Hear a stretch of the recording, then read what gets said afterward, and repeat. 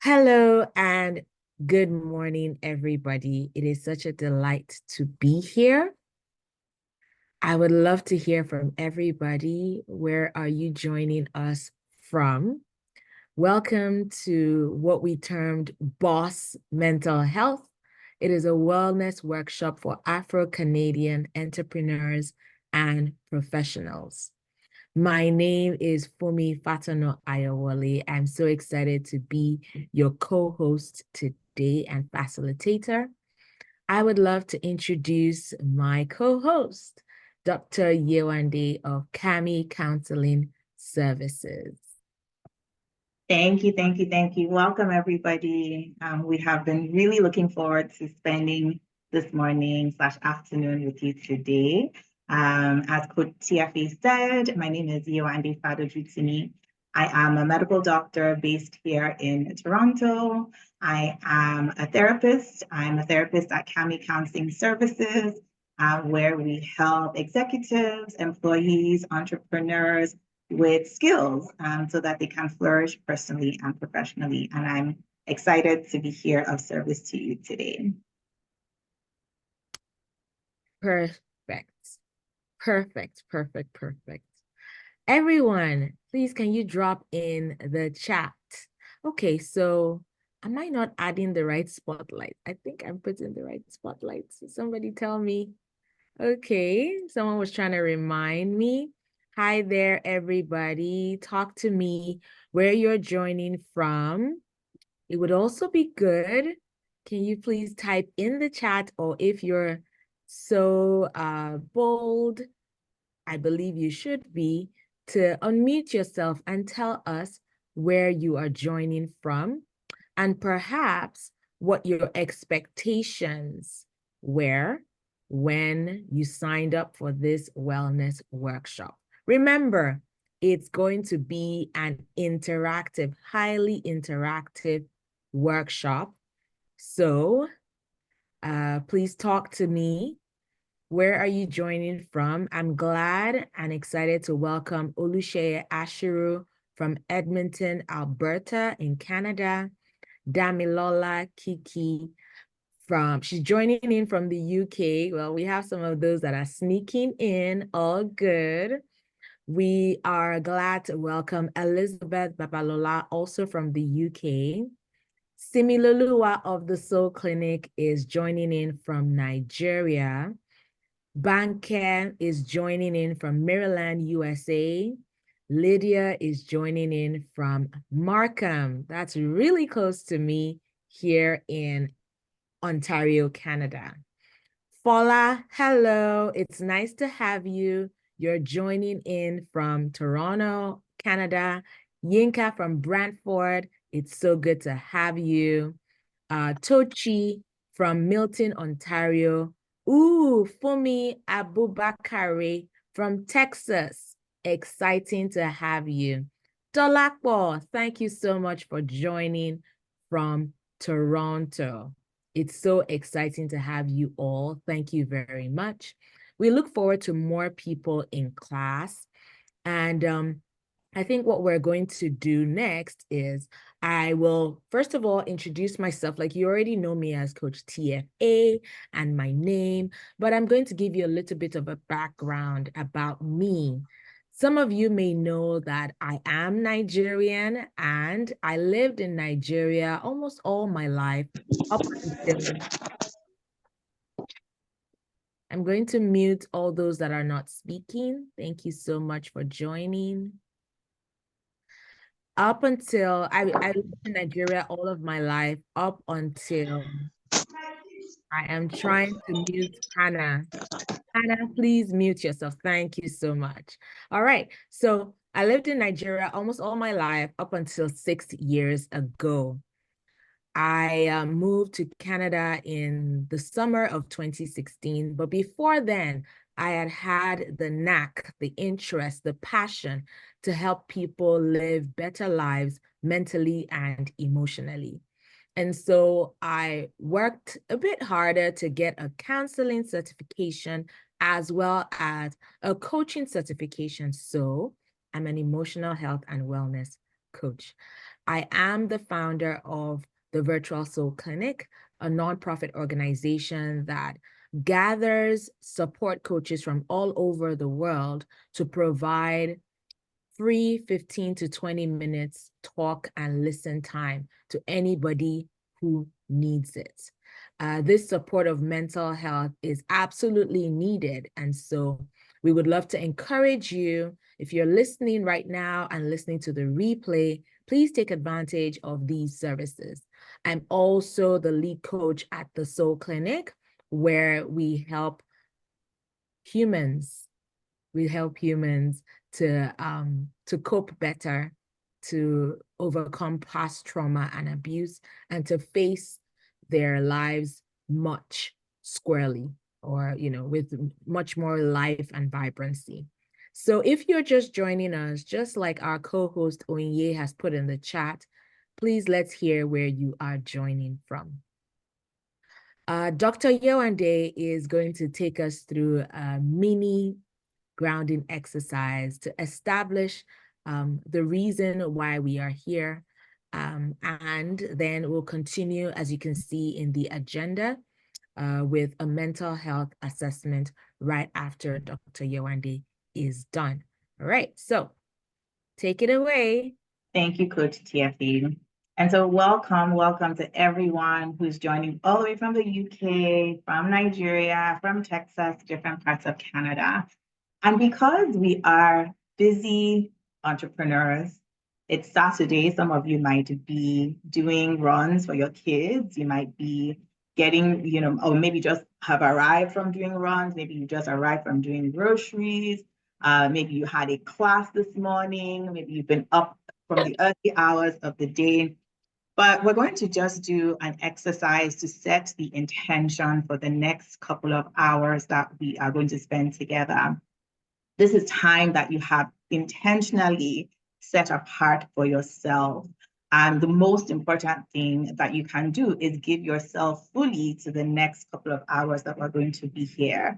And what that means is we're not going to be worrying about what happened an hour ago or 2 hours ago. We're not going to worry about what happened 30 minutes ago. We're also not going to be anxious or anticipating what's going to happen in a couple of hours from now.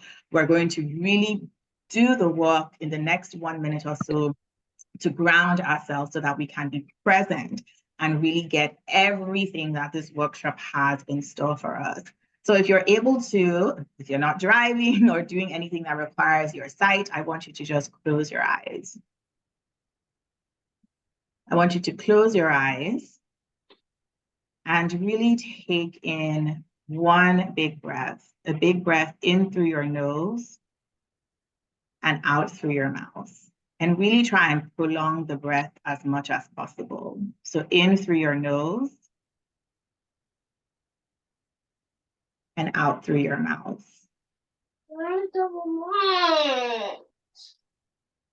And as you continue to take breaths, I want you to focus on first of all, if we can please mute so that all of us can take the benefits of this exercise. I want you to notice your feet. What are your feet doing? Are your feet on the ground because you're sitting at your desk? Are they on your bed because you are laying down? Can you feel your socks? Can you feel your shoes? And these might sound like silly exercises or something funny that you might do with a toddler. But the truth is what we're doing is we're slowing down our heartbeat by paying attention and using our sensation. We're slowing down our racing thoughts so that we can be present. So what do you feel? What do you feel on your feet? Do you feel the softness of a carpet? Do you feel the material of your socks or your shoes? What do you feel?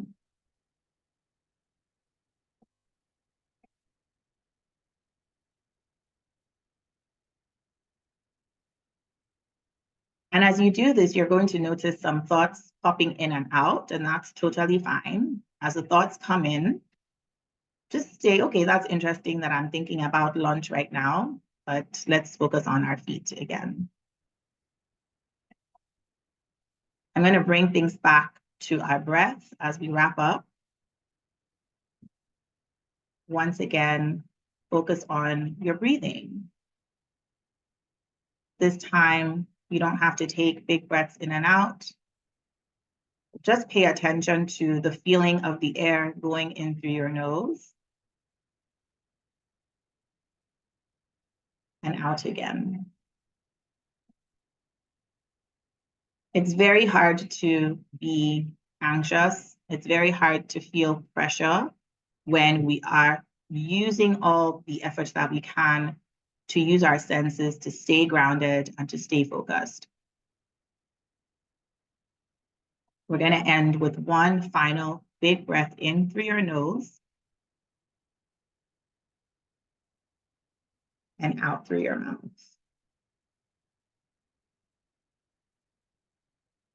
Okay, and you can open up your eyes now. And so what we did now is an exercise you can do at any point in time. You know, we're here to equip you with skills and with tools. If you find that you are rushing, or if you find that you're feeling pressure, you can actually extend to your 5 senses. What do you feel? Today we focused on breath and we focused on the sensation of touch. What do you feel? What do you hear? What do you smell? What do you see? What do you taste? And all you're doing is really, again, bringing your mind to focus on the senses instead of what happened in the past or what is happening in the future. And it's one way, one tool that you can use to stay present when you need to in a situation like this.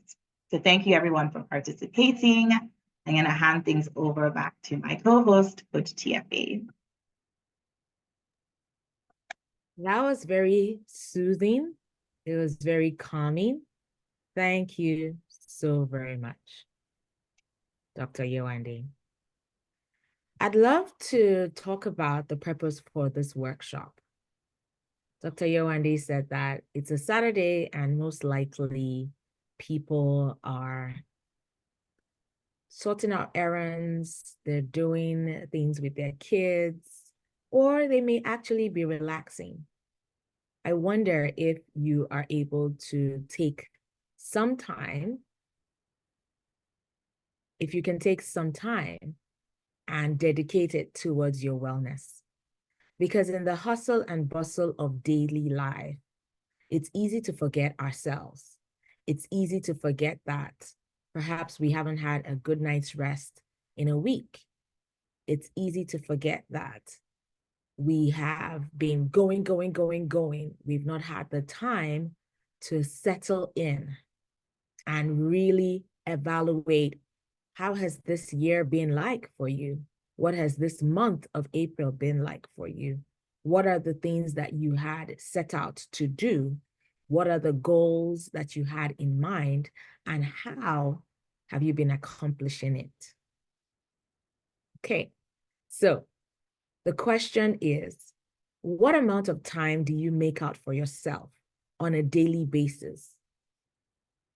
Regardless of the demands of your life, your marriage, if you're married, your children, if you have children, your work, if you have work, your family, extended and nuclear family. How do you make out time for yourself?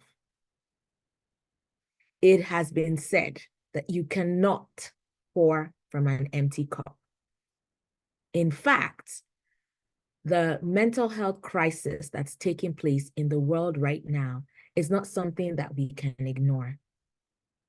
Instead of complaining about the statistics, truthfully speaking, of anxiety and depression and suicidal ideation, of excessive worry and stress that is plaguing not just our youths, young adults, teenagers, and even children. A lot of us in the workplace as entrepreneurs and working professionals are experiencing what we call functional depression or burnout. That means that you don't feel too good, but you're going anyway. You're pushing anyway. Someone asks you how you're doing, you say, they go. Or you answer and you say, we just deal, but we did push them.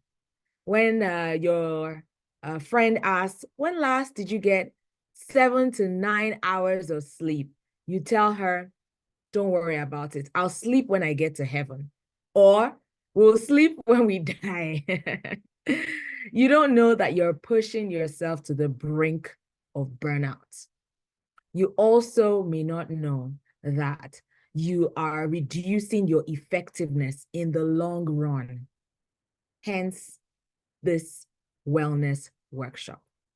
Before I go further, I would love to appreciate the support of CAMI Counseling Services, from which Dr. Yewande is ably representing. I would also like to acknowledge the support of Canada vendors who have been really gracious in the marketing and communications of this wellness workshop. It's not an award speech, so no, I'm not going to thank my husband and my kids and say, oh, you guys have been supportive, but they really have. So thank you to all of those that have really been supportive in this whole venture, and with the Soul Clinic and Dr. Yewande. Thank you so much. All right. Dr. Yewande, can you give us a little bit of perspective when it comes to the statistics that you have seen or the trends that you have seen with regards to mental health, as well as people's intentionality or levels of intentionality about about making time for their wellness? Yes, that's such a great question. I mean, I think even before the pandemic, right? The pandemic did something to us to really highlight the challenges that we have with mental health. There are varying statistics, but some people will quote that 1 in 3 people suffer from some form of mental health, whether it's depression, anxiety, whether it's burnout. In my practice, I know that I see, if I could, I always joke that if I could get $1 for every time someone said to me, Dr. Yewande, I'm overwhelmed, I would be a rich person by now. And so being and so being overwhelmed just kind of seems like the flavor or the tone that a lot of us are living our lives.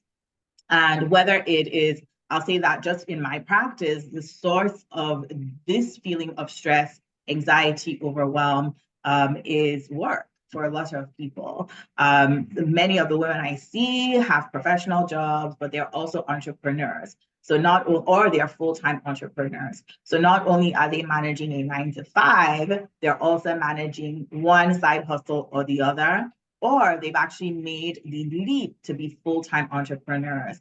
And so with the demands on their time, many of them are also wives, they're mothers.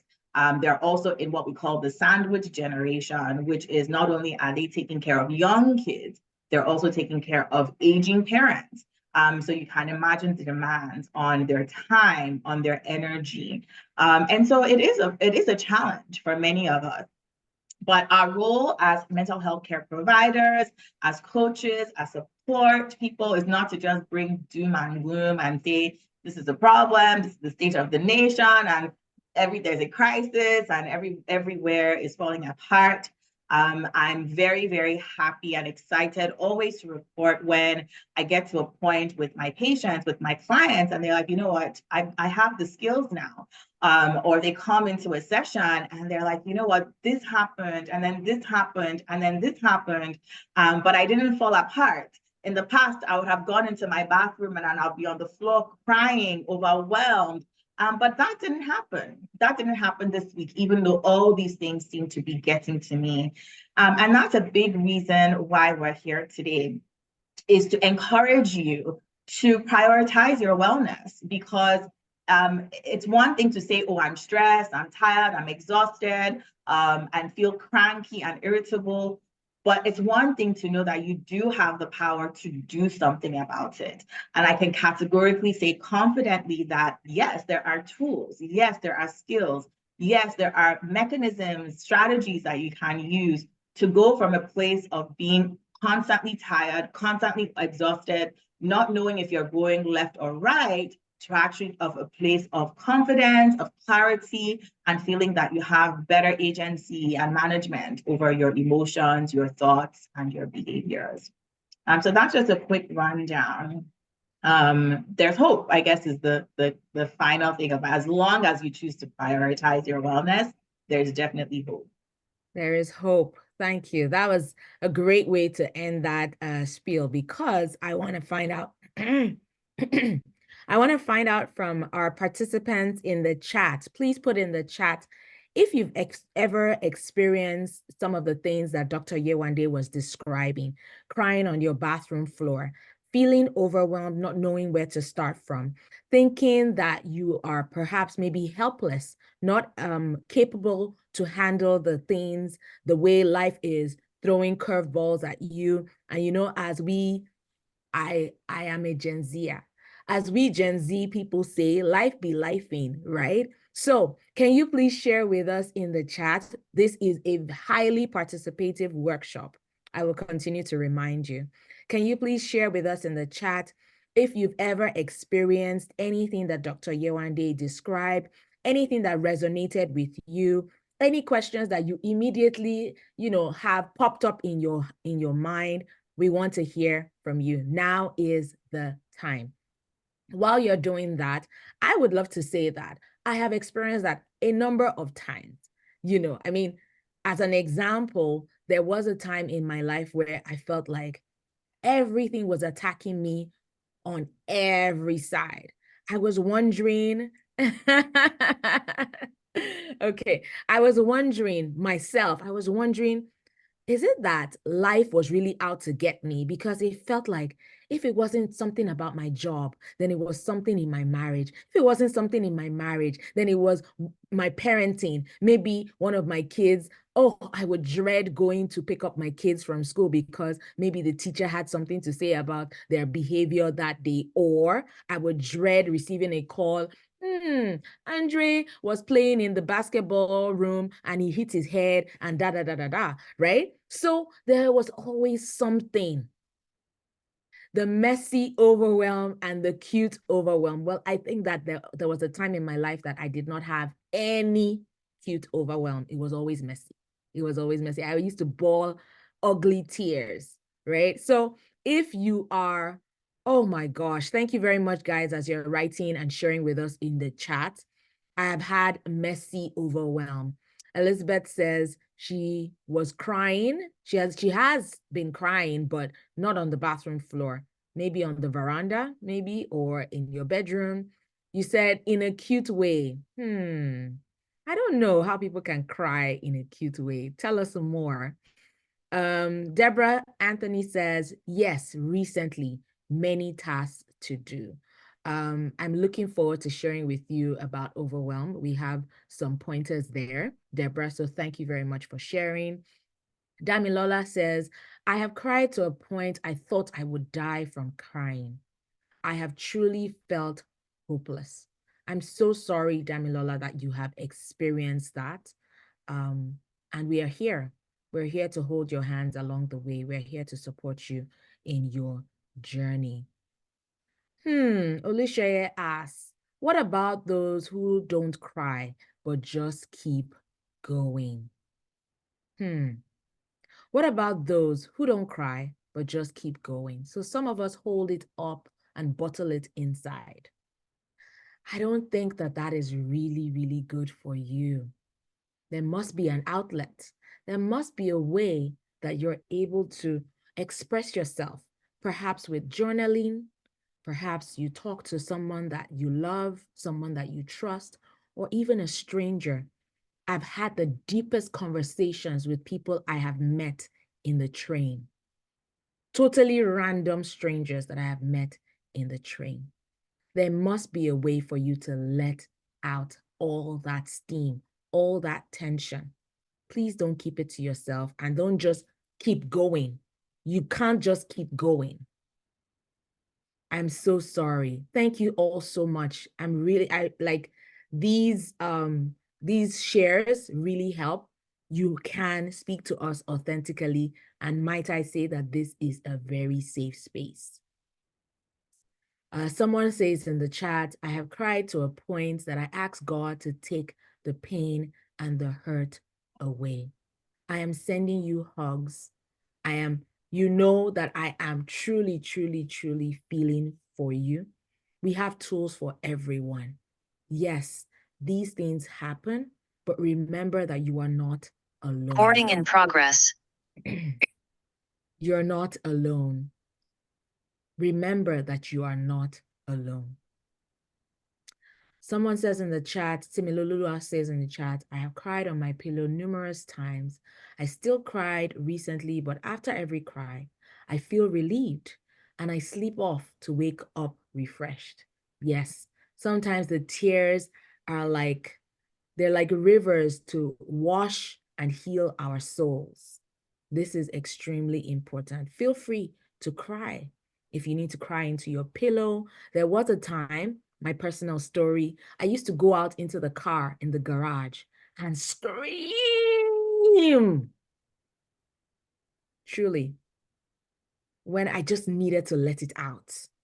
I couldn't keep it in. It was like a pressure cooker. I needed to let it out. So I would go into the garage, scream for a long time. Then I feel some relief. And then I go back in and face the day or face my family or face the work, face whatever it is that I am, going through. So we can't afford not to prioritize our wellness. We can't afford not to be intentional about how we feel, what we do when we feel the way we feel, and how we cope moving forward. All right. So what are your intentions for joining this workshop today? Can you please put in the chat what you hope to gain? If there's any solution that you will want to pick up, if there's any question that you have nagging on your mind that you want answers to, or, just your expected end for, within the next 2 hours, how would you love to feel? What would be the end result for your time investment today? Please share with us in the chat. The next item on our agenda, while we look forward to hearing from you, the next item on our agenda is a mental health assessment. Thank you so much, Hannah, for sharing. She said, yes, I have experienced that. Staying long in the washroom or bathroom, laying in the bed and not feeling like going out. I felt I had failed at academics, not being able to complete my program. I only went out of my room after 11 p.m. working on everything I needed to work on. I literally loved to work in the night. My co-tenants, I had to ask why I only always came out in the night. And when I needed to let it out, I go to a beach too and scream. I can't do it now here because it's someone else's house, so I cry it out, and I mostly feel better when I scream. Thank you so much, Hannah, for sharing. I'm sending you hugs. You know that I care about you, and we all care about you. I promise that it's going to get better from this moment henceforth. Olushaya shares her expectations for this workshop. She says, I would love to leave feeling refreshed with more tools for my mental wellness. It's so easy to let go and forget to care for myself sometimes. Thank you very much for sharing. Hannah, we appreciate your openness and vulnerability. Thank you so much. If anybody else would love to share, oh, this is beautiful. Deborah says this is me time. I love that. I love it so much. She says, I would like to get more tools to use for stress and burnout. Well done for investing in your me time. This is what you really call self-care. While I will not attempt to break the table of perfect manicures and facials and spa dates. This is what constitutes true self-care, investing time to equip yourself with tools that can help you in your mental and emotional health. Damilola says, I would love to know if and how to overcome past trauma. It is very possible. So to your question, it's not an if. You can actually overcome past trauma. The how, however, has to be customized to you, specific to what you're going through or what you have been through, and the amount of time and investment you are able to put in.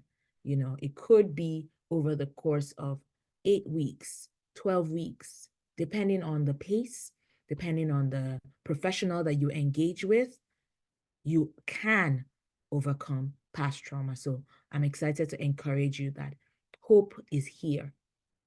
Hope is here. So if anyone else would love to share their intentions for joining this workshop today, we would love to hear from you. I believe that we are done with our introductory path. Yes, Dr. Yewande is giving me a thumbs up and she's nodding. We're going to dive into the next part of our workshop, which is the mental health assessment. So I am going to be putting a link in the chat, everybody. This is going to take us about 7 to 8 minutes. Let's round it up. It may take us about 10 minutes. You need to do it for yourself. Please don't sign off or log off or think that this break is your opportunity to go and check on the kids. No, this break is not really a break. This is your in-house task that you need to do right now. So click on the link, and while you are taking the mental health assessment, I will be playing some beautiful music to help us in the background. But remember, once you click on the link, you scroll down, it's going to take you about 8 minutes. Answer the questions authentically. You will need to, oops, I am sorry. I am not sorry, but let me give this context or background to help you.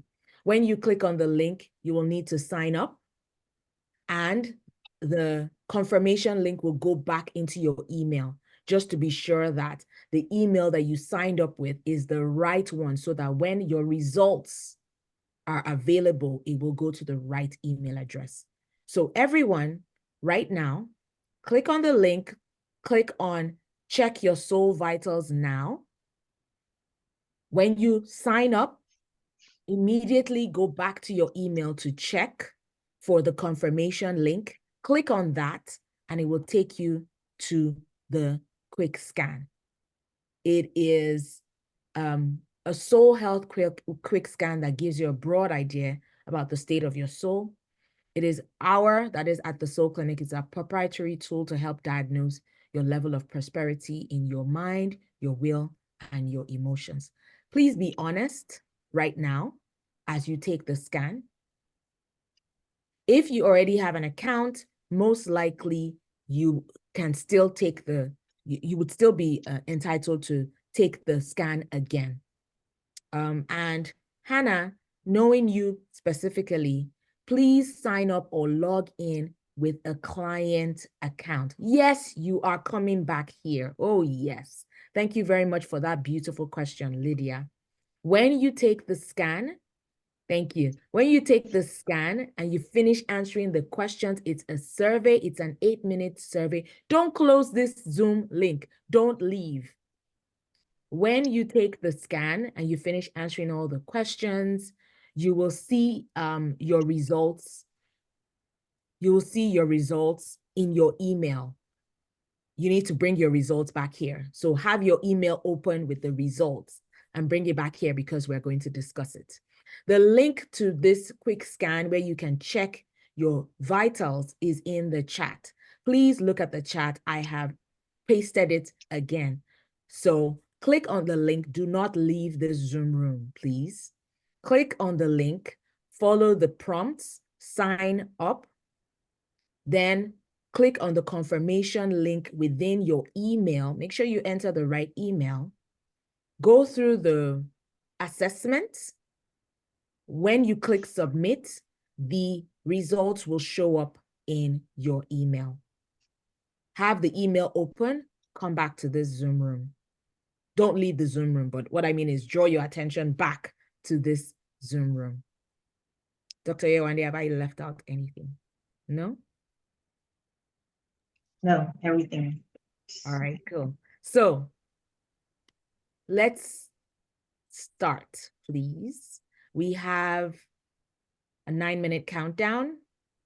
I will be expecting everyone to draw their attention back to this Zoom room within the next 9 minutes. And I'm going to play some beautiful music while we wait.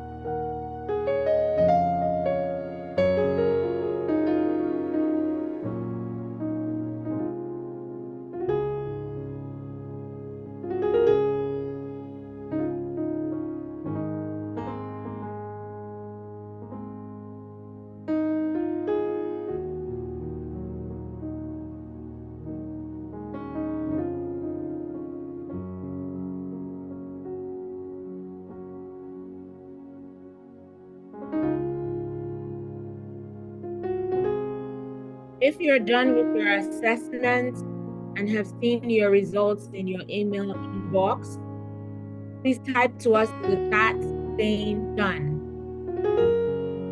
Thank you.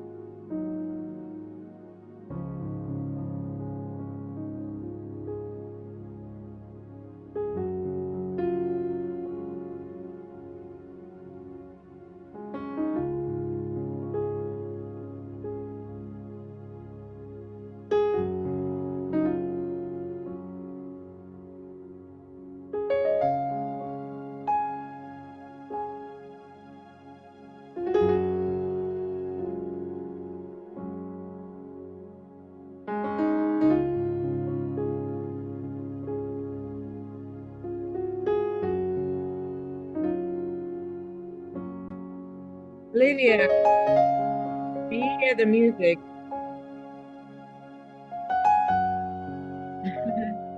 Vivian, please feel free to click on the link. I can hear the music. Now I Yeah, hear it on this side, but I wasn't. Previously wasn't hearing any sound. no problem. It looks like a lot of us are done.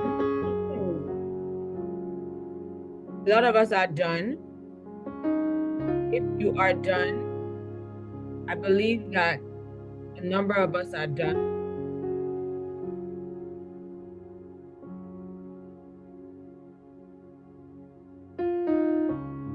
If you are still doing the assessment, please let us know.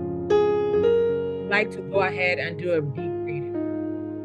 If you're still doing the assessment, write it in the chat or raise your hand so that we'll know to wait for you for another.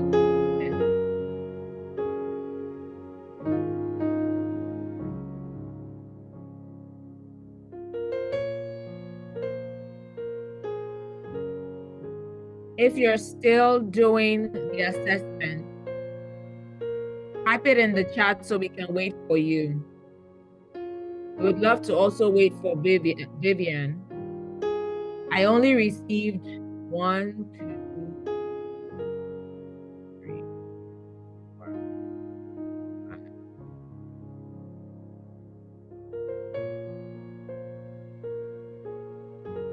I've only received 9 confirmations of being done. I want us to wait for you for a few more minutes, maybe 2 minutes. We'll do that.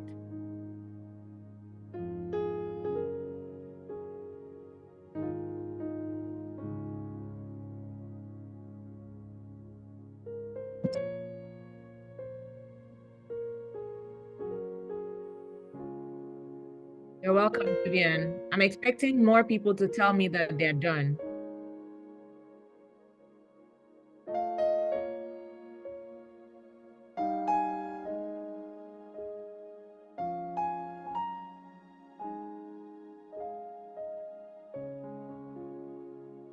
Lydia, are you done? Yinka, are you done?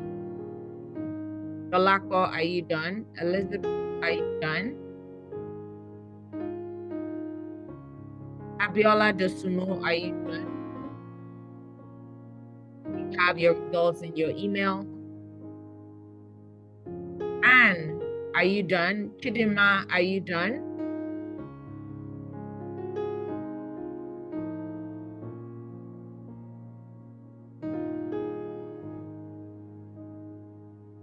You have your results? Oh, it's okay. We'll wait about 2 more minutes for everyone because the debrief is important for everybody. We don't want to leave anyone behind. Chidima, how's it going? Dolakbo, how's it going? Grace, how's it going?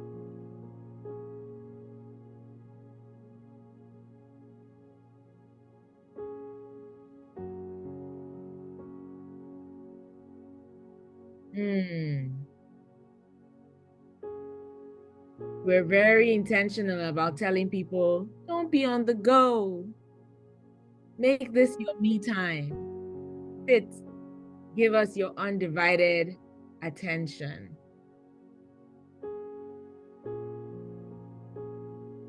Okay. Dr. Yewande. All right.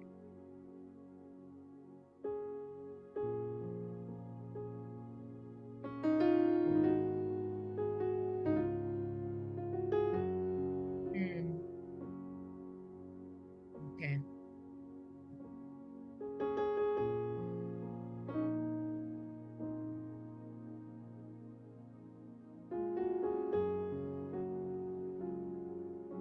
All right, we'll be wrapping up now. Please check your email. Check to see your results. Results of your assessment in your email.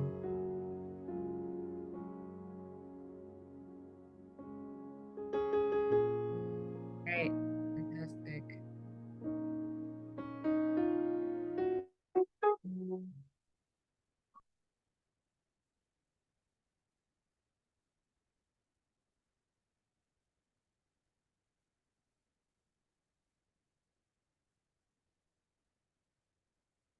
Hi there. Welcome back, everybody.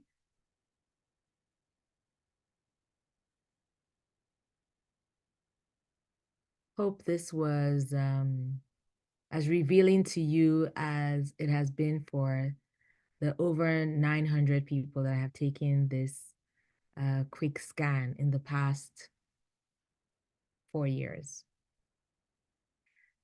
Thank you for staying tuned in and plugged in to today's workshop. I would love to do a quick debrief, and I want you to be fully engaged. All right.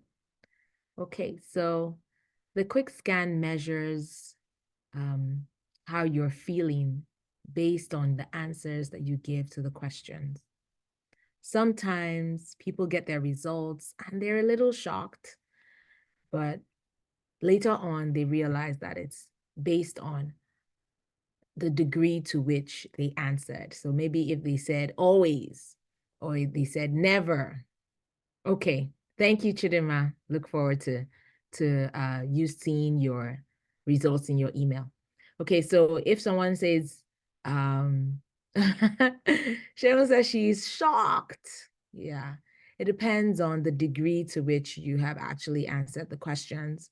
If you say sometimes, or if you say always, or if you say never, then the computer or the algorithm will populate the results back for you. But not to worry, these categories are not medical diagnoses. Let me, Onye, please, can you drop the link in the chat to the mental health assessment for Anne? So, not to worry, these categories or the results are not medical diagnosis. I would love for you to just focus on what you see and how we will discuss. All right, so everybody that's done, everyone that got their results, can you please write your, most of mine were not at all, but still, okay, let's keep going. So drop for us the highest score or the score that shocked you the most. So just write in the chat, depression, 98%, if that was what you got, right? Or anxiety, 52%. If that, like, drop in the chat what shocked you the most, the score that shocked you the most. But remember to put the category and the percentage. I'm waiting to hear back from everybody. Drop in the chat, please, the category and the score that shocked you the most. Category and score that shocked you the most. Looking forward to seeing the answers now while we wait for, oh yeah, you can also send privately. No, hold on, Hannah. Not your full results. We don't want you to please share your full. We want you to please share the category and the score that shocked you the most. And you can send it specifically to me. We've sent the link. Oh, sorry, hold on. So sorry, my darling. Anne, here's the link. Let me just write it out to you again. I'm trying to take it so I don't want to. You sent it? Okay, yeah. Fantastic. Sorry about that, Anne. The link is now in the chat for you.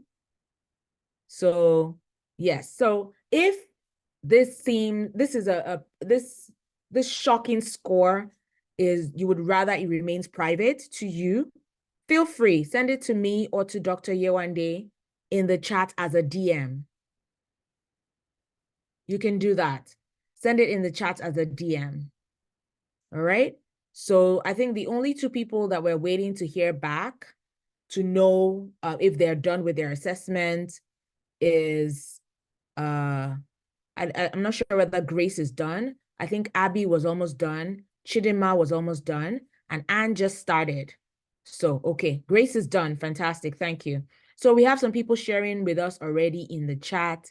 Please write out, based on the results you've received in your email, what is that score that shocked you the most? Write the category and the percentage.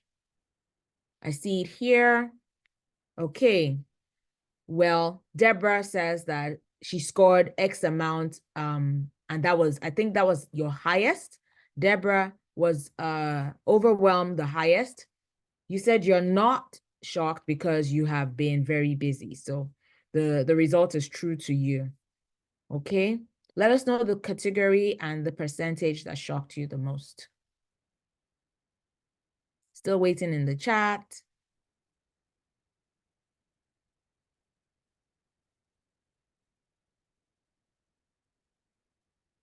And then if you have a highest score that maybe did not shock you, write it in the chat. Or a score that you're like, I get it, I get it, I get it. So we want to just, we're asking for your highlights, okay? I see someone has written to me in the chat, excessive need for approval, 45%. Okay, that can be shocking. That's true. Olushaya says, personally, I was just pleasantly surprised. I really did good for the most part. So I know that Olushaya is saying this in a positive way, but please, everybody, when you look at your results, it's not a judgment. It's not a way to say, oh, you're doing so bad, mentally speaking. It's not an assessment of the quality of your life. It's not an assessment of your identity or who you are. Okay. So they're just indicators. It just tells us that there's some things that we need to pay attention to. That's all. Okay. So the highest was loneliness. At 43%, Olushaya, she says, because I tend to be a one-woman army a lot at times in my life. I get it. I get it. I get it. I get it, Olushaya. I totally get it. Okay. Deborah said she was 43% overwhelmed was the highest. She's not shocked because she's been very busy. Elizabeth says her two highest scores were overwhelm and loneliness at 56%. Okay. Similolua says offended at 56%, loneliness. Hannah, anybody else? Please share with us. Please share with us. At least 10 of us have taken this assessment right now. We want to see more results. Any surprise area? Any score that matches that you're like, you're right. Any score that just matches, or some things that maybe you don't really understand what it means, but you scored really high on it. So please write it for us in the chat. We'd love to hear from you back. Remember, this is not an assessment of your life, as in, this is not a judgment. This is a no judgment zone, very, very safe. And if you want, you can DM it to me or to Dr. Yewande. All right.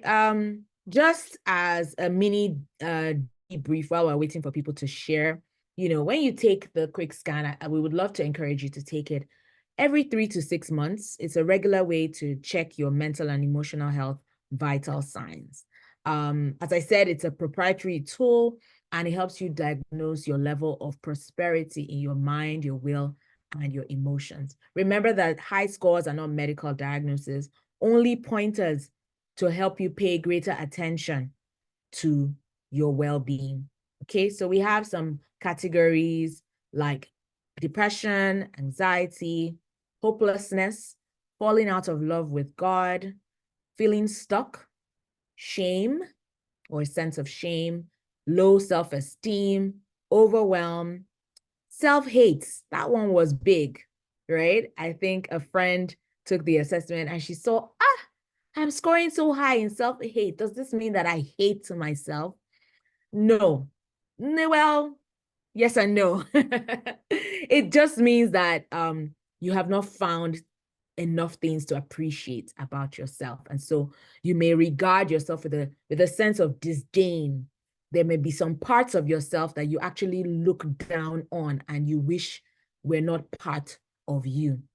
Other categories include anger, persistent anger, eating and drinking disorders. So that means, a lot of the times people use consumption of food or drink to numb the pain or to entertain themselves or to distract themselves, so those can be disorders.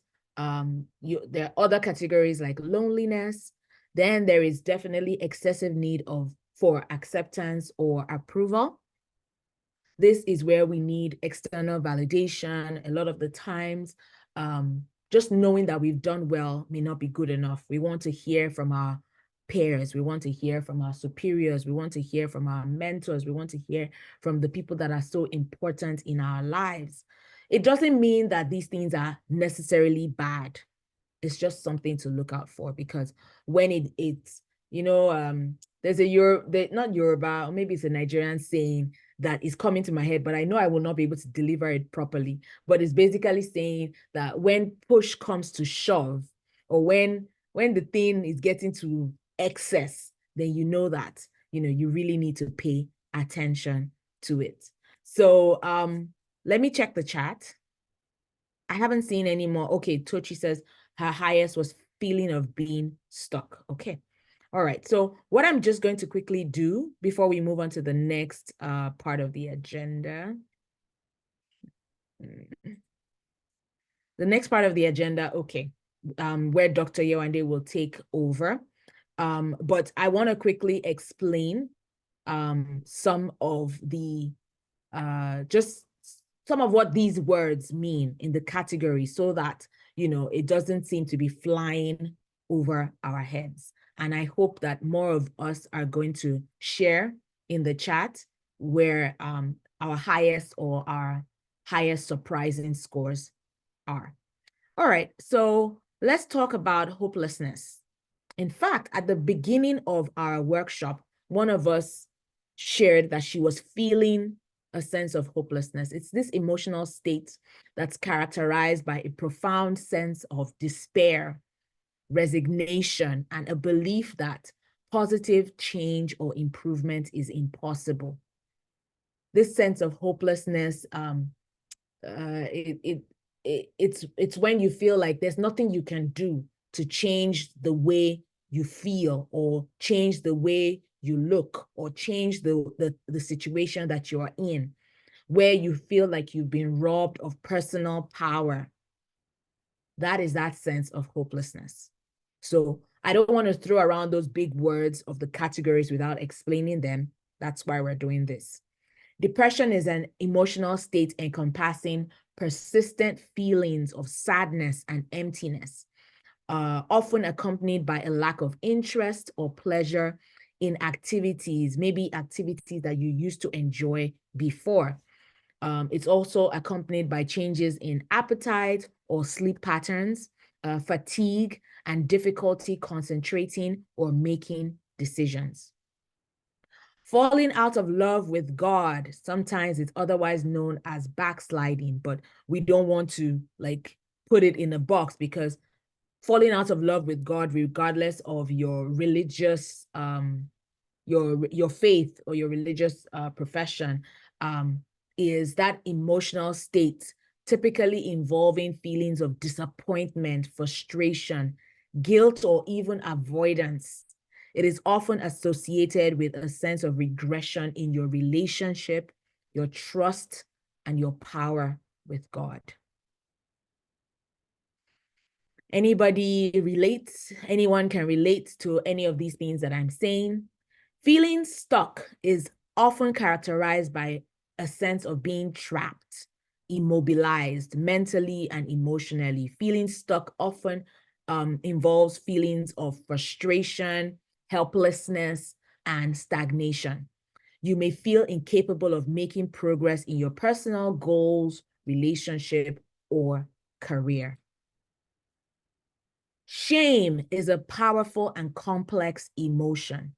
It is characterized by a deep sense of inadequacy, unworthiness, or disgrace, and can manifest as a desire to hide or to withdraw from others. It can lead to negative self-talk, low self-esteem, and a persistent sense of being flawed or defective. That one is a big one. It's a big one. Anger. Emotionally speaking, anger can range from mild irritation to intense rage. It can manifest physically through increased heart rate, muscle tension, changes in your facial expressions or body language. Persistent anger serves as a signal that something is wrong and needs attention. Sometimes anger can stem from feeling unheard or disrespected. So it's very important for you to take note of the times you are experiencing or feeling the rush of anger. Overwhelm is that feeling of being completely inundated or overburdened by a situation or a multitude of tasks, responsibilities, or emotions. Sometimes you may just be feeling so much all at once. It may not even be about what you need to do. It may be just a rush of emotions. Overwhelm can lead to feelings of stress, anxiety, and helplessness. You may feel mentally scattered or unable to focus and prioritize effectively. I'll just do 2 more, and then Dr. Yewande will talk to us about the body keeping score. So, low self-esteem. I want to please mute, please. Thank you. Low self-esteem is a negative perception of oneself and one's worth. Emotionally, it involves feelings of inadequacy, self-doubt, and a lack of confidence in your own ability and your value as a person. People with low self-esteem often have a harsh inner critic, a voice that is talking in the back of their head, continuously saying, oh no, who do you think you are? Why did you say that? How do you think you can do X, Y, Z? And you may constantly compare yourself unfavorably to others. So you may think that other people are ahead of you, are better than you. That's the characteristics or, the description of low self-esteem. And finally, anxiety. Anxiety shows up as apprehension, worry, unease, and a sense of impending danger or threat, whether it is real or perceived. So nowadays, personally speaking, I've been very anxious about my son in school, about his behavior, or about a perceived threat of the basketball hitting his head and him coming back with what's that thing, Dr. Yewande? You know that thing that happens when your head. Concussion. Concussion. Thank you so much. Exactly. So yeah, I don't know why. And I know that that's like an anxious state. So whether it's real or perceived, you could be restless, feeling restless, irritable, difficulty concentrating, and other physical symptoms. While it might be a normal response to stress, excessive worry can impair your daily life. All right. I've been talking for a long time. Dr. Yewande, talk to us about the body keeping score. Thank you so much, Coach TFA. You raised some very, very important points. I wanted to clarify, just because some people may have heard as you are listing out the symptoms of depression, of anxiety, that even if you have 1 or 2 of those, it's very important for us to pay attention to that.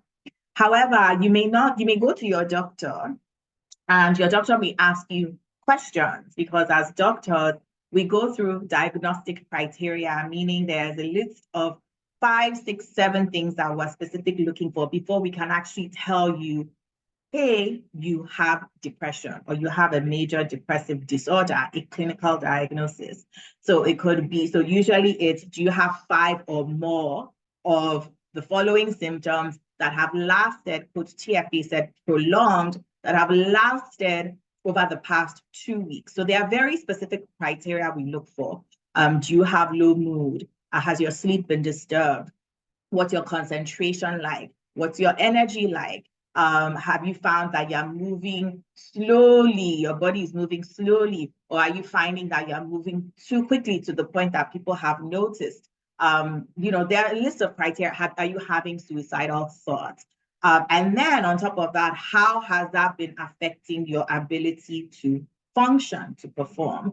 And the reason I'm talking about diagnostic criteria is because sometimes you might go into your doctor's office and they ask you these questions, and maybe you have 2.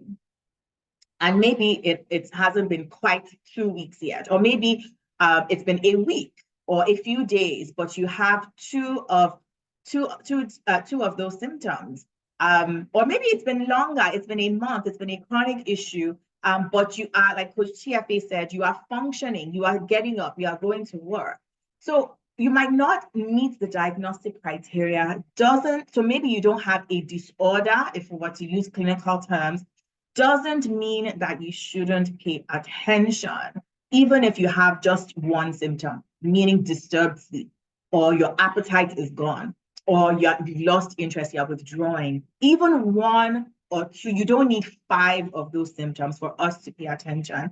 And I will say, in fact, most of the women in my practice don't actually meet criteria to be officially diagnosed as depressed or to be officially diagnosed as anxious or having a disorder, but they still need help. They still need support. Many people feel like, oh, it's not until I have a diagnosis or until I'm all the way extreme before I can actually call out for help. No, the point of what we're doing here today is so that we can raise awareness of your own signs and symptoms of stress, of overwhelm, so we can get on top of it before it's too late. Our bodies will always give us warning signs and symptoms. Earlier, Olusheye had asked, okay, what about some of us in the category of those who we just keep going and we keep going and we keep going?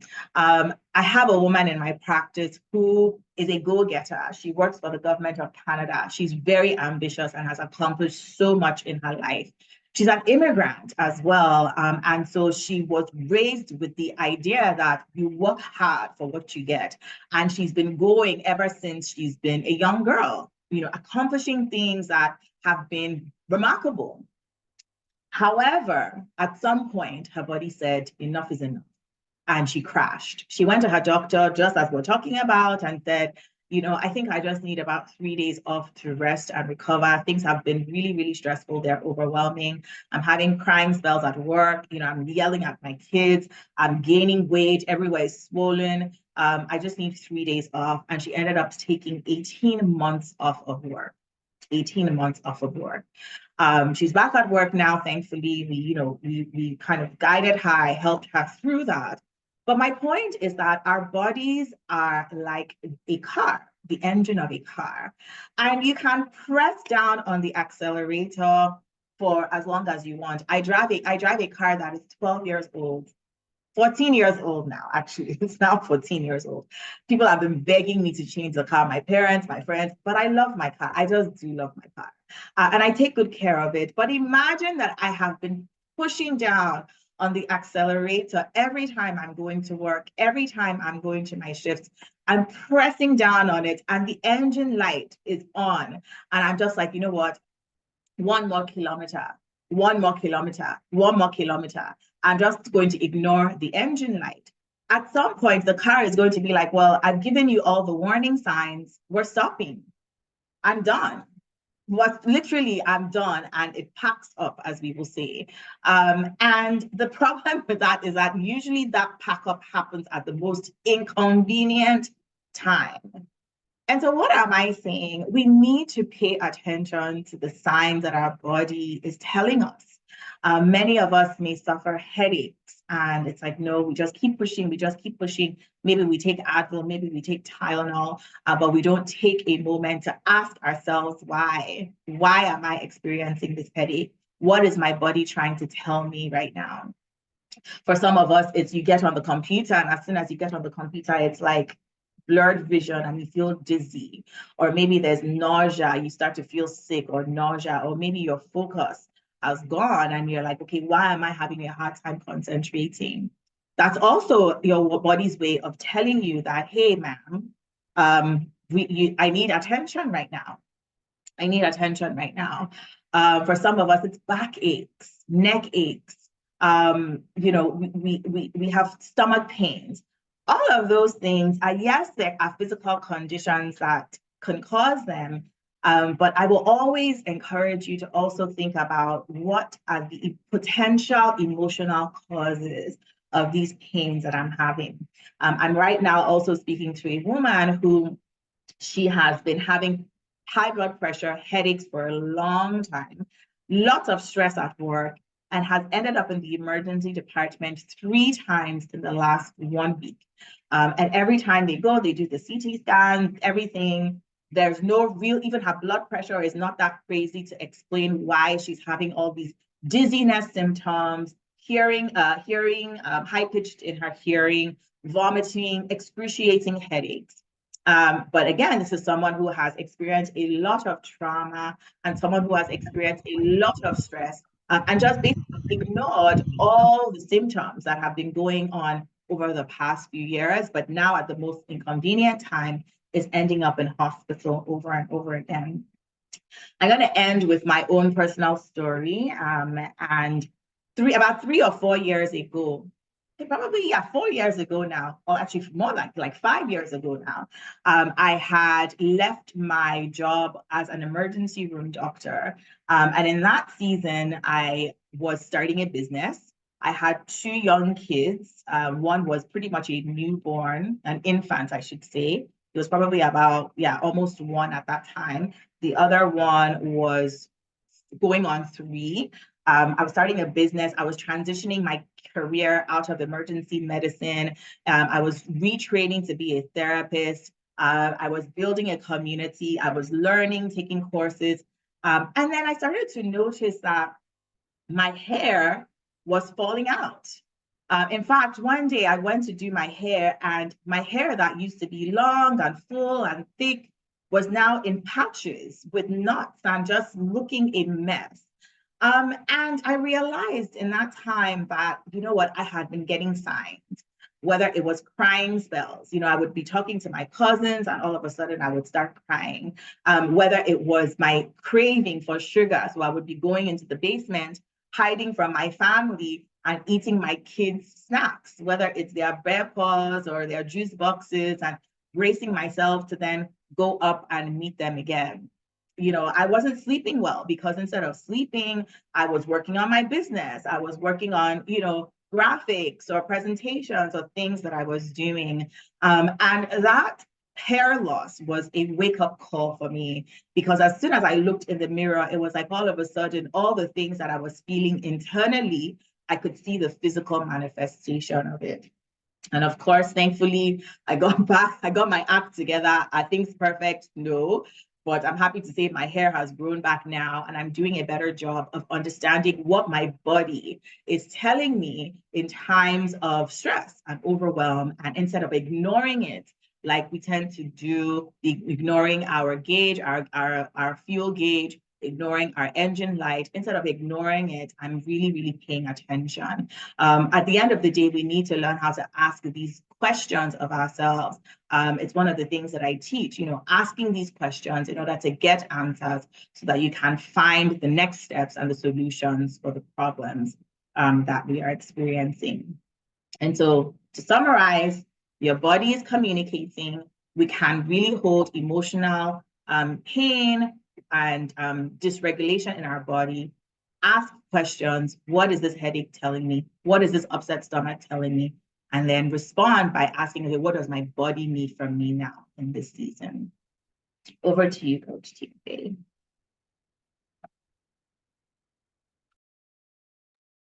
Beautiful. Thank you so much. And thank you for sharing your personal story. Might I say that your hair is absolutely wonderful, delightful, beautiful right now. So I'm so glad that you got your act together and you were able to come back from that place. A lot of us had like really, really high scores that were surprising to us. And even as Dr. Yewande was speaking about what your body could be telling you and how the body is, flashing these signals, there are also some things that could lead to your emotional states.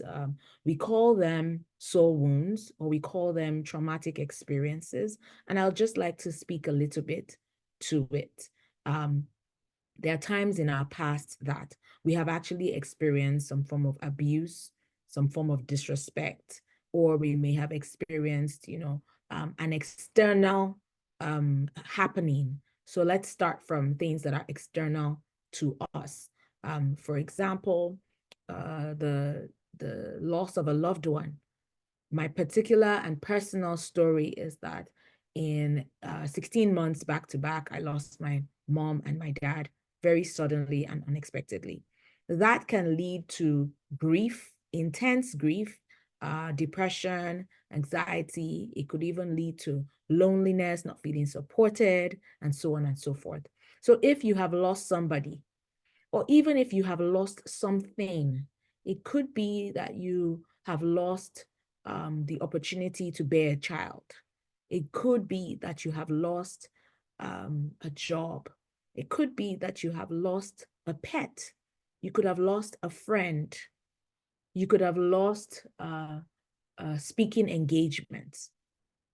Grief is your response to loss of something or someone that was really, really dear to you. And so you may have experienced this, but you don't know that it's affecting you, and it's bringing out these symptoms that we see and we're measuring in our quick scan categories. I just got a thought in my head for anybody that has not yet shared their results, their highest score or their lowest score or their most shocking score. Please do that in the chat. We're assuming that everybody has taken the quick scan now based on the link that we put in the chat. It's your mental health assessment, and you're supposed to share with us what was shocking or what was your highest. Okay. So I was speaking about external things that can happen on the outside that would lead to some of these conditions on the inside. Onyinye, please, can you please share in the chat the link to the assessment and the instructions of how to do it? But remember, please, when you're doing this assessment, don't leave the Zoom room. You just open that window, open the window to the assessment in another tab or in another, another window, but stay within the Zoom room.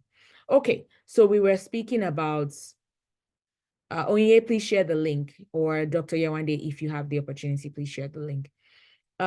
So people experience the loss of a loved one, or they experience the loss of something very important to them. Thank you for sharing, Dolapo. Sometimes people experience separation or divorce. No. Oh, yeah, that's not the link. No. Okay. Sorry. Yeah. So the link Dr. Yewande has shared is the link to the mental health assessment. No worries. Oh, yeah, all good. Right. So people experience things on the outside. Sometimes maybe there is a shooting where we live, a lot of us live in the diaspora, and right now we hear news of shootings and disasters, earthquakes, or volcano eruptions. It may be close to us, but maybe not that close. Or maybe there is a flooding, a natural disaster, something that happens in our environment. We don't know it, but it can trigger these conditions that we have experienced, or that we have, we've looked at and described today. Other times it could be a heartbreak. Other times it could be a heartbreak. It could be that someone broke your heart or offended you, or did something wrong, to hurt you. That can actually lead to your feeling of offense, overwhelm, loneliness, sadness, stress. It could be some form of betrayal. Those things, even though they're external to you, they trigger these conditions that we have described.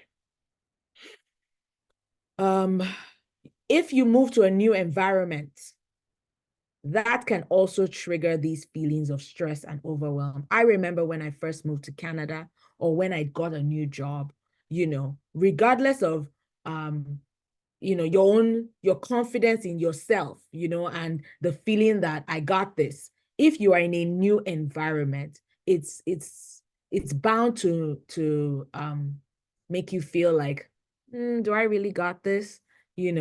Maybe you're adjusting to the system, you're adjusting to the new timing or new time zones, you're adjusting to the people that are available or not available. you know, a lot of us, when we come to the diaspora, then there's no nanny, there's no driver, there's no cleaner, there's no nothing, right? So there is an adjustment. There's an emotional adjustment that happens, and some people never actually adapt fully. I was speaking to a person that said she still feels like she's like, no, let me rephrase. She said to herself that it was only in April that she realized that, oh, she's here to stay, because she was feeling like she's just visiting, you know, she was doing things like she was still a visitor in Canada after about 2 years of being here. Perhaps maybe she was maintaining relationships in another time zone. She was having conversations with people only in another time zone. She was making friends with only people in another time zone. You know, she was still only perhaps maybe speaking her local language or her original language. She wasn't getting into the flow of, oh, wow, Dr. Yewande said it took me 15 years to see Canada as home. Well, I can understand that. I, for one, Canada is my own home. I don't have any other place. Well, truth be told, it took me about 1.5 years. Personally speaking, it took me about 1.5 years before I felt like I was home. Yeah, so all these things can happen on the outside, and they can actually trigger these conditions, signs, and symptoms that we've been speaking about. Also, if you disappoint yourself, if you make a promise to yourself that you do not keep, your body actually keeps score, and somehow you may be plagued with feelings of inadequacy that translates to what we see on the outside. So there's so many things that can trigger.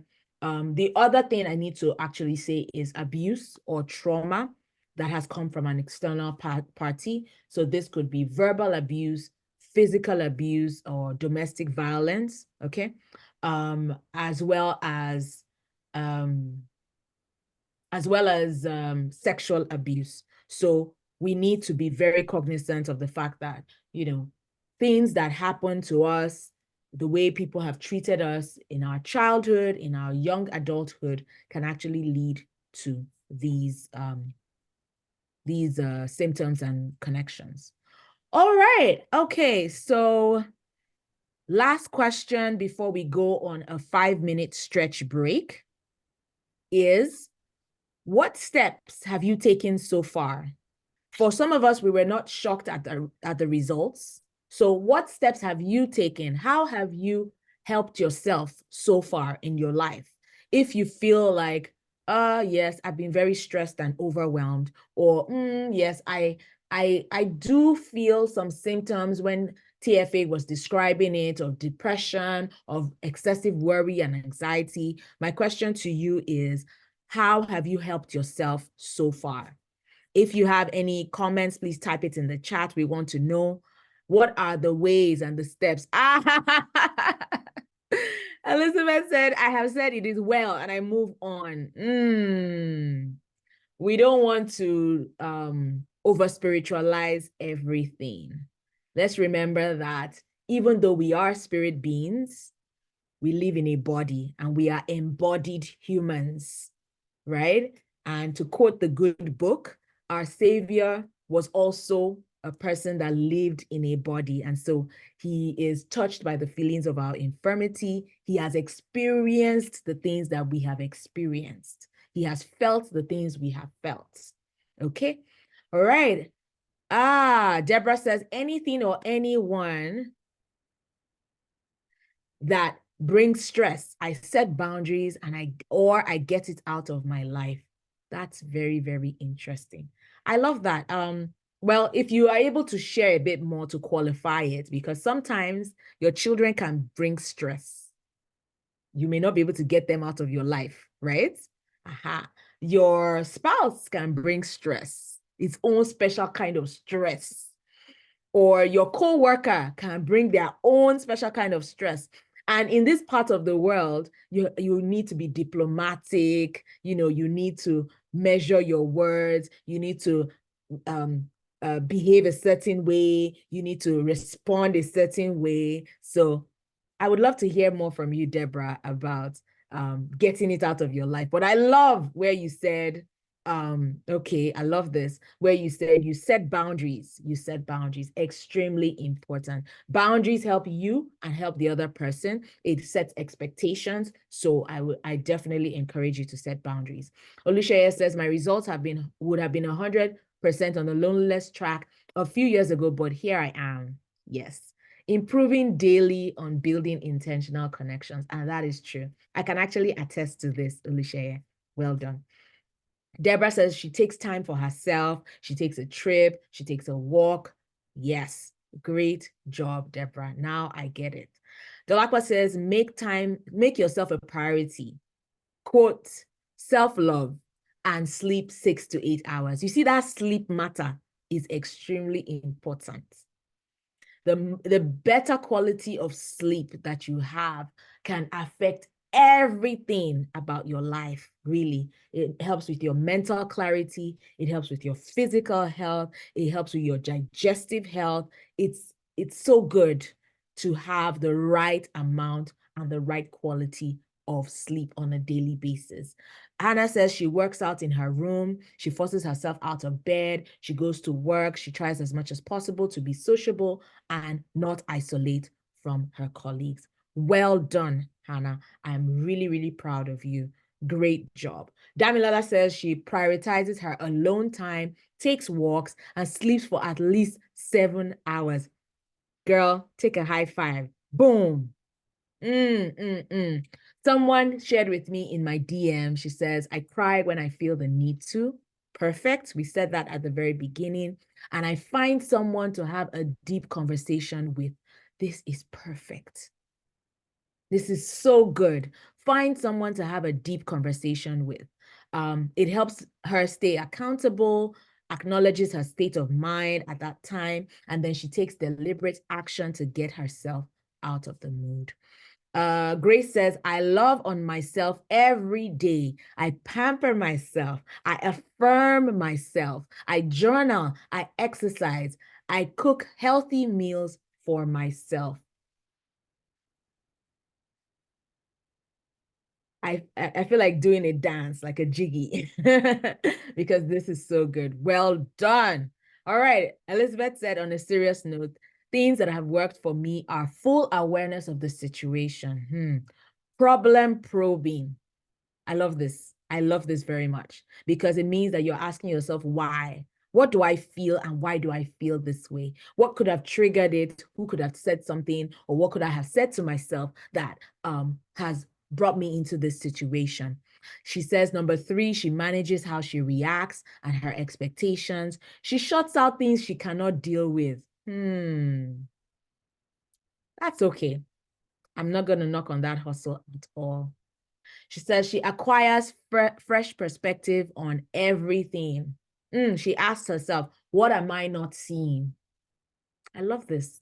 This is a very, very good one. Thank you for sharing, Elizabeth. And thank you to everybody that has been interacting with us and sharing with us. We're going to go on a 5-minute stretch break. I promise this is only 5 minutes. At the dot of 12:50, we're going to come back. Let's go on a 5-minute stretch break. That means take a stretch, stand up, walk around, drink water, come back here in 4 minutes, 30 seconds. Thank you.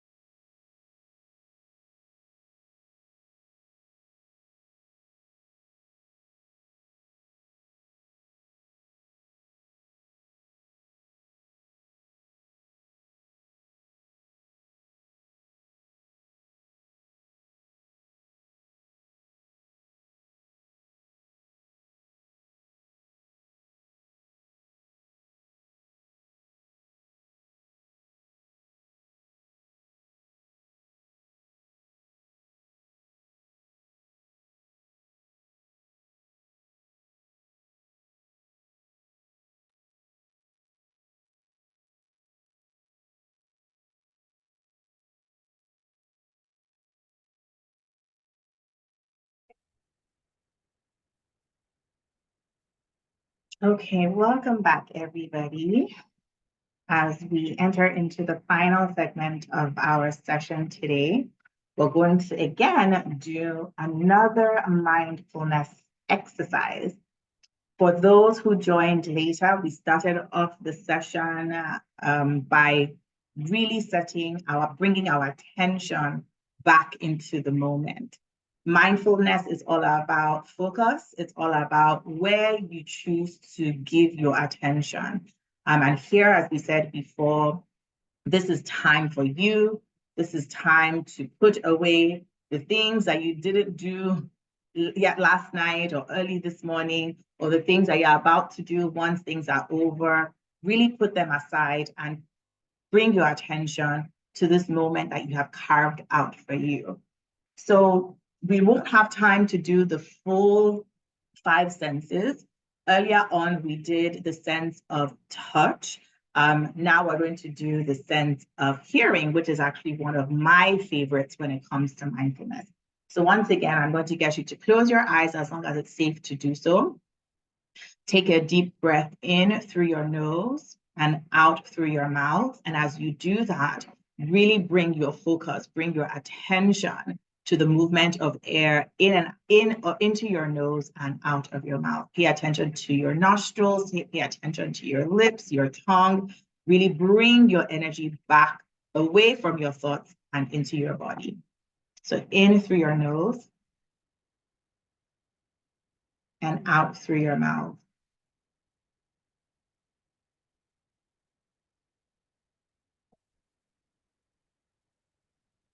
Now, I want you to take some time to listen out for 3 things you can hear. What are 3 things you can hear? And really, really bring your attention to those 3 things.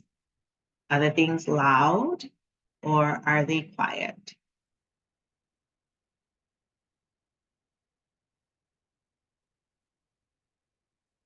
Are they a consistent sound or are they sounds that stop and go? Are they sounds that are interrupted?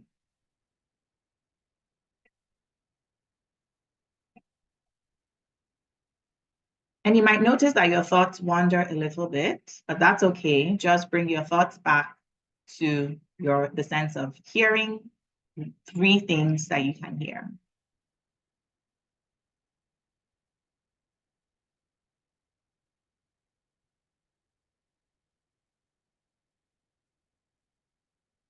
And we're going to wrap up once again with a final breath in through your nose and out through your mouth.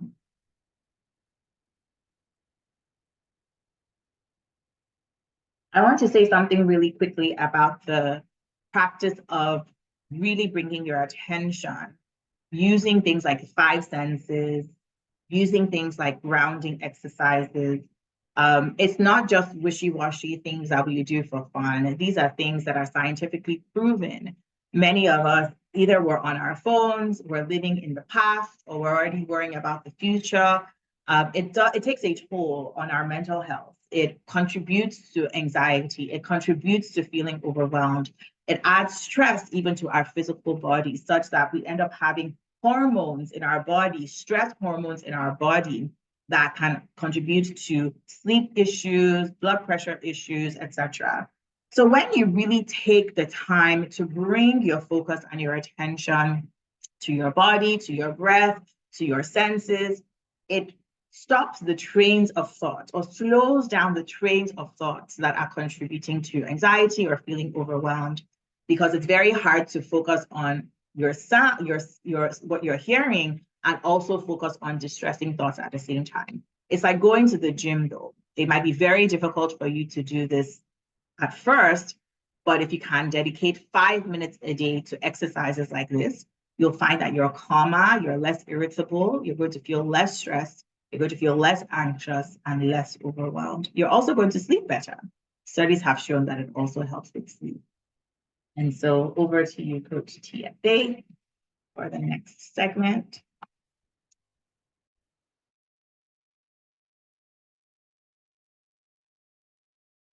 Hi there. Is there any one of us that practices any of these breath works or breathing exercises on a daily basis? I'd love to hear from you in the chat, really. Like, I want to know if there is a person that has made it a practice to do that. It would be nice to know. Is there anybody? Do you do this on a daily basis or on a weekly basis? Do you remember to do it? Do you remember to do it maybe when you're angry and need to take a deep breath, or when your kids have said something to you that's a little weird, or you really, really want to raise your hand, but you realize that you need to calm down? Yeah, that would be very interesting to note. Welcome back. Welcome back. Welcome back. I am going to share something in the chat now. Yes. Oh, fantastic. Dr. Yewande actually says that these exercises are also very helpful when you're about to start work. It helps with bringing your focus to the task at hand. Thank you, Dr. Yewande, for leading us in these exercises. Similarly, in answer to the previous question, says she takes conscious effort to listen to edifying songs and podcasts. She sets boundaries to avoid further issues. And she says, I play with building blocks and puzzles with my kids. Yes, I find that brings you back. Sometimes we may need to go back to our inner child, to really, really be grounded. Play is medicinal. Thank you very much, Grace. I am going to be sharing a workbook with you in the chat. I'm pleased to share with you your version of the April 2024 Soul Clinic Wellness Workbook. Thank you very much for joining us so far. And there are some people that actually just joined. Welcome.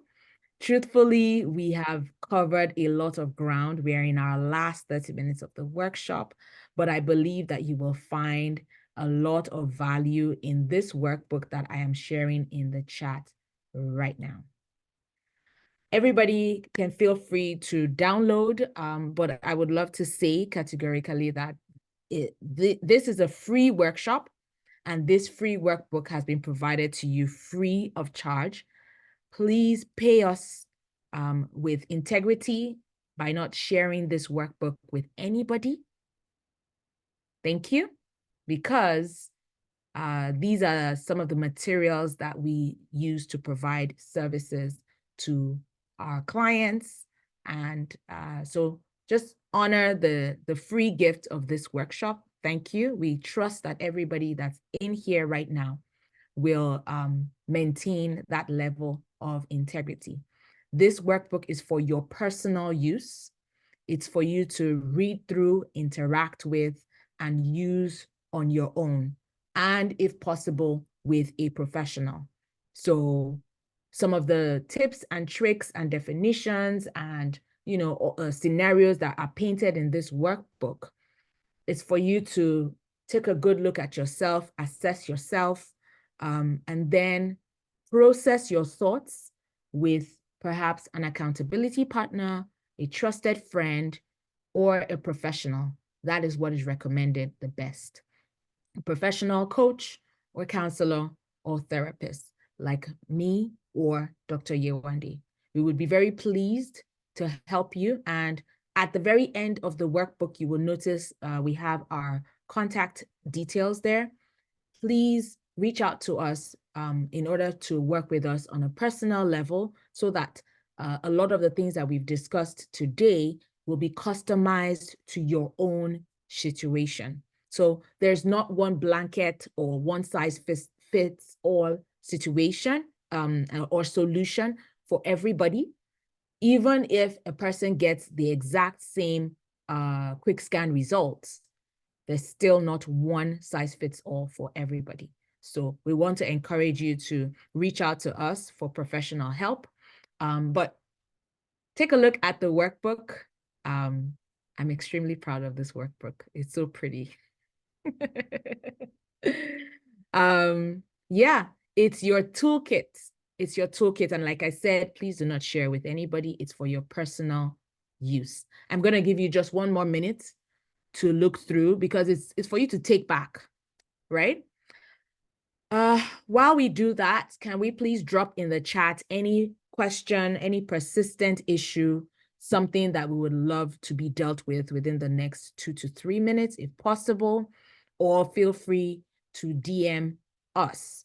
Can we also get your feedback or comments with regards to the session so far? We've been with you for almost 2 hours. For those of us that joined at the very beginning, you know, how are you feeling right now? Is it okay to screen? Yes. Oh, thank you, Deborah. Yes, you can screenshot us. Wait. Let me make sure that my hair, my everything is all did. But yes, you can screenshot us to post on social media. That's fine. Thank you so much. And we would love for you to spread the word. Just share with people the quality of care that you have received today. It's nice to see your face, Deborah. Thank you for putting on your video. We're all saying hi. We're both saying hi to you. Yeah, it's been amazing. Yes, I think so too. But, you know, we're not the ones that are going to toot our own trumpets, right? Dr. Yewande, how are you feeling so far? I'm feeling great. You know, this work, I said a little bit earlier that I used to work in the emergency department. I worked and trained as an ER doctor for about 10 years. And so when I decided to retrain as a therapist, it's because this is the work I love to do. And so my heart is very full today. Thank you so much to everyone who came in today. It's been a joy to be able to serve you this way today. So good. We're not done, no. We still have a little bit more. You know, we promised you 2.5 hours. So you're going to milk it. You're going to get so much more juice and value. There's still 1 or 2 more items before we close. We just wanted to get like feelers in between, right? All right. So remember, if there are any persistent questions that you feel have not been answered, if there's any situation that you would love to get some clarity on that we could help you, write out your questions in the chat. But feel free to go through the workbook because there are some answers that you will find there. Okay. So Dr. Yewande brought us back and she helped us to focus on the task at hand, you know, and where we are right now. I would love to take you on a journey. And so as long as it's safe to do so, please close your eyes.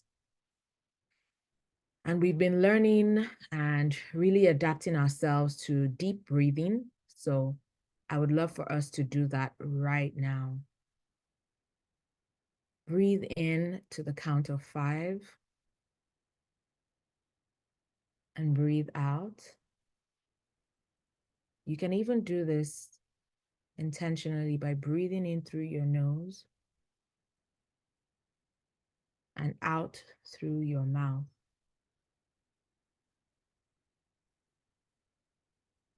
I want you to picture yourself at the foot of a staircase. This staircase is on the outside and it leads to the Burj Khalifa, you know, one of the tallest buildings in the world. So perhaps it has maybe 300 floors or more. Picture yourself walking in, and it's such a premium, luxurious building. Some of the floors are commercial, some of them are offices, some of them could even be, you know, luxurious apartment building, apartment suites. And so you're right at the base, you're on the ground floor. There are people walking in and out, crossing, saying hi to each other. You know, some people are going for their meetings, some are coming out. And you walk in and you're walking towards the elevator. There's a series of elevators, but you choose one and you're the only one that steps into that elevator. Once you do, the doors close and you turn around to face the door of the elevator. The very interesting thing about this elevator is that All the windows or the doors of it roundabout, the windows are transparent, fully transparent. There's a green button. You're not choosing the floor you're going to, but somehow this green button is translucent and it blings and makes that ding sound. Away you go. The elevator is ascending into the air gradually, but at a really good speed. You're looking around you and you've been in an airplane, so you know that you're in the air. You can see the clouds, you can see the clear, bright day, and you're looking around, you're almost in the heavens. As you ascend, you're wondering, where am I going? But not to worry, you're almost there. You hear that ding sound again, and it looks like you're dropping. You're actually dropping, but not suddenly. You're dropping and you're descending into April 2034. We're going to the home of your future self. The doors of the elevators open and you walk out into a lush garden. It's a driveway heading to your house, the house of your future self. So this is April 2034 and you're paying her a visit. If there are any men in the house, you're paying him a visit. And so you walk. Allow yourself to truly imagine and visualize what you're seeing around. What are the colors you're seeing? What are the sights? What are the smells? Are there any sounds? Are there birds chirping? Is there anyone playing in the compound? Is there a swimming pool to your side? Can you see anyone luxuriating, maybe taking in or soaking in some sun? You're walking towards the door of your future self's house. And you approach the oak mahogany door. You press this tiny bell, and within a few seconds, it's open. Someone comes and says, "Hi, how are you doing? It's so good to see you. Wow, thank you very much for being here. You know, future self will be here very soon. Can I take your jacket? Would you like anything to drink?" And so you enter, you're looking around, you're looking at the furnishing, you're looking at the colors, you're looking at the taste, the surroundings, the aesthetics. You give your jacket to the person that came to the door. You're taking it all in. Can you give your future self a nickname in your head right now?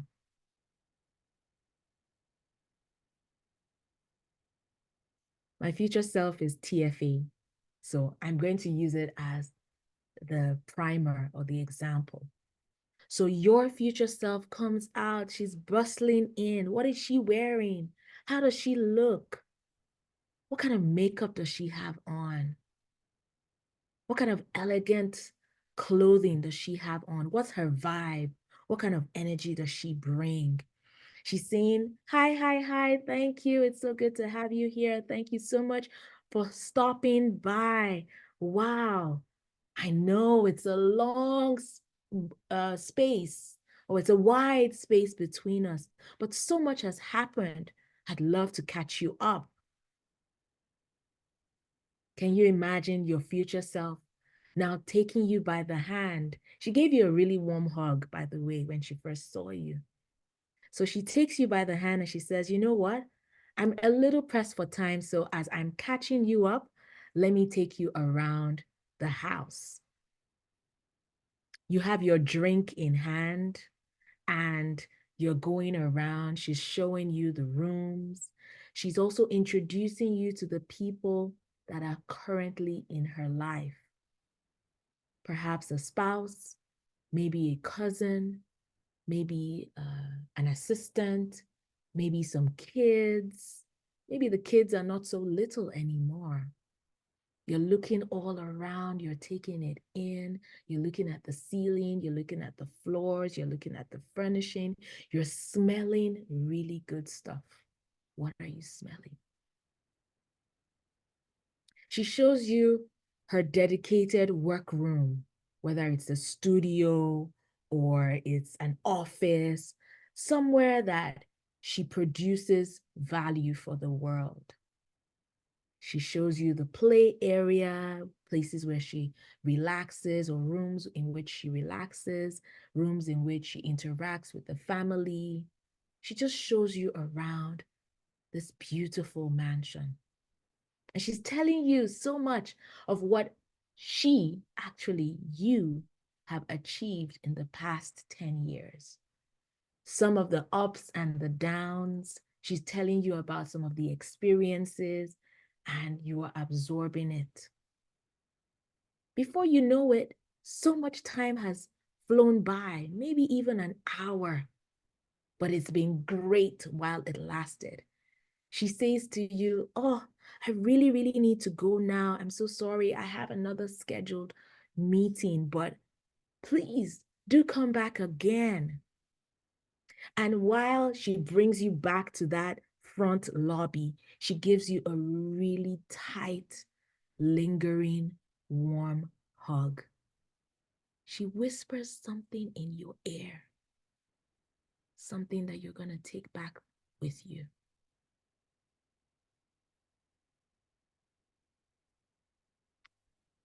The embrace has to be cut short, but not to worry, you'll be back. You grab your jacket, you drop your glass. You were drinking your favorite beverage at that time. And it's time to go.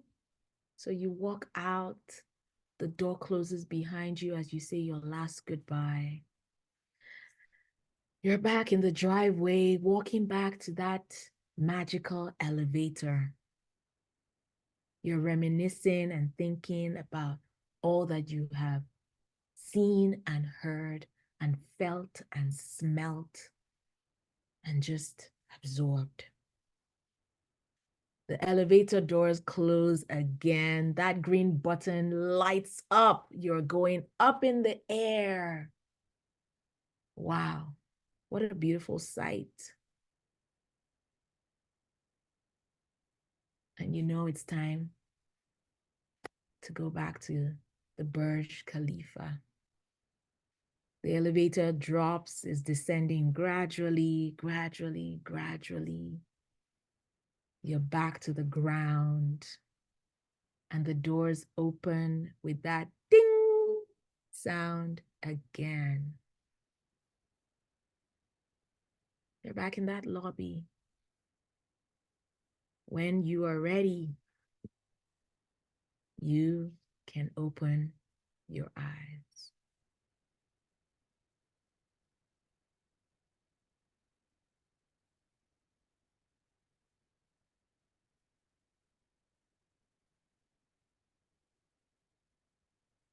Grace said she is beautiful. I love that. So, everyone, can you please take note of what your future self whispered in your ears? If you want, you can share with us. If you want, you can send it as a DM. If you want, you can actually unmute yourself and speak. But whatever you do, please write it down in your journal or in the workbook that we have provided in the notes section. Oh, Dr. Yewande shared that her future self whispered to her, "You're capable of all this and so much more." That gives me chills. That's beautiful. That's beautiful. If anyone would love to share, unmute, type in the chat, send it as a DM, feel free. And what we wanted to do with this visualization exercise is to give you a vision for your future. Think about what your future self would be encouraging you with right now. You are worthy of success, Deborah. You are worthy of success. Don't let go of that thought. You are worthy of success. All right, as you're making your notes, and I am in Canada and it is snow raining. I'm just looking out of my window right now. I'm telling you, it's doing something. Wow, April 20, when we think that we're done with all of the, you know, the things, our weather can be a little funny. Yeah. So that's beautiful. Everyone, everyone, please take notes of the things that you saw and heard when you went on that journey to April 2034. Do yourself that favor to keep the memory or the vision close to your heart. And if you can actually voice print and record it and keep it and listen to it over and over again. Or you can write it down and look back to it every single time you need that added encouragement. We're almost at the end. We only have 12 more minutes. We promised you a 2.5-hour packed, filled with so much value for your mental and emotional health. And I think we delivered. What do you think, Dr. Yewande? I think we delivered. But yeah, we want to hear back from you. So we have a Google form. We really, really need your feedback. This one is very important. Please pay us back with your feedback. Pay us back with your feedback, please. So let's drop it in the chat. Dr. Yewande, do you have it? Yeah, you put it in the chat. You're very welcome. Thank you. Thank you. Thank you very much, you guys. So there's a Google form that Dr. Yewande is putting. Yes. So the feedback form, please fill it right now. And it will take you less than 5 minutes. Fill it right now, right here, before you leave, right here. Please fill the feedback form right now, right here. Some of us joined at the very beginning. You are blessed. Some of us joined halfway. You are blessed. Some of us joined at the very end. You are still blessed. You know why?